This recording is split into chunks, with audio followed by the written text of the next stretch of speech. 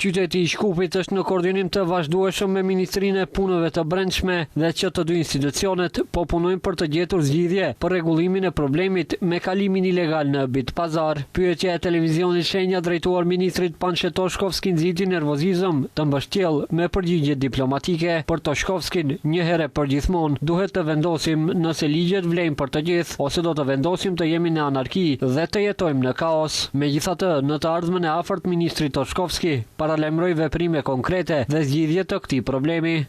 Мора како општество, како народ, како граѓани да сватиме една работа.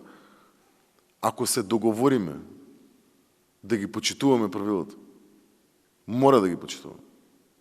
Ако не, дајте да живееме во хаос. И во анархија, па нека прави кој што сака. Ако сме се договорили да почитуваме правила, да ги почитуваме. Ако не, тоаш секој нека прави тоа што смета дека треба да прави.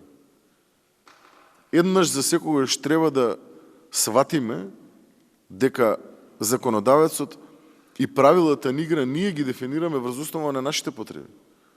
Врз основа на консензус, врз основа на волја и така натаму и така натаму. Ама ако сме се договориле да ги почитуваме, не може кој што сака да прави. И тоа треба гласно да се пренесе како порака. Kujtojmë se tentativa e parë e qytetit të Shkupit për të mbyllur vendkalimin ilegal në Bit Pazar hasi në rezistencë qytetare dhe në protest. Qytetarët aso kohë kërkuan e vazhdojnë të kërkojnë legalizimin e vendkalimit në fjalë. Përmes vendosjes së semaforit nga ana tjetër, autoritetet insistojnë që I njëjti duhet mbyllur.